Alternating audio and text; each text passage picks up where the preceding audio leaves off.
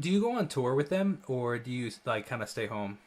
So the very first tour they went on, I was the bus driver, the sound, the live sound mixer, the merch person, the security detail, the tour manager. So I did literally everything. And getting paid 23 cents an hour, right? Yeah, pretty That's much. the way it works. So I love that.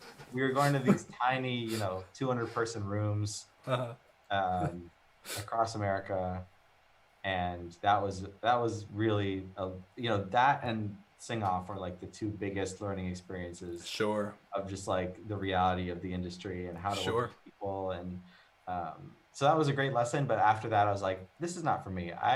My home is in the studio. So Uh, then, do you ever have to adjust the arrangements for live though? Like, so for example, they play in like a, you know, how big of venues do they play? But like, say I don't know, a 5,000 person venue, like that's very different than listening to it on headphones, you know. So does that affect yeah. it? I mean, they're really now in charge of their tour situation. They're their own Okay, music directors. okay, So basically, I hand over, sessions sometimes to their live engineers. They have a monitor engineer and a front of house engineer, so they kind of put the show together. Um, and so yeah, I'm actually not super involved with the tour aspect of things. Sometimes okay. I'll be asked to arrange a little interlude here or there, or like give some files, but for the most part, they're really deciding on that themselves. So they'll be like, okay, let's do this song half step lower live or something like that. Fast. That's gotta be a beast. Holy mackerel! Yeah. It's not so different than putting a capo on the guitar, man. Oh yeah.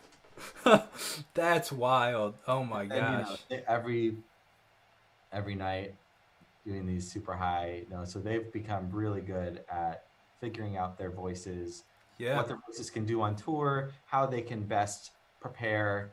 Because yeah, it was definitely a learning process at the beginning. I remember there was a show in Chicago where Mitch was super sick and like people were losing their voice, and we had to improvise. And Kevin played a bunch more songs on cello, and Avi brought his guitar out and started singing, and Mm. like Scott played piano. It was You and worked also, around yeah, it. I mean, the fact that there's nothing to hide behind, if one voice goes down, the whole operation It's doesn't wild. exist. So it's everyone really relies on each other to be in good voice or at least good enough voice. Yeah.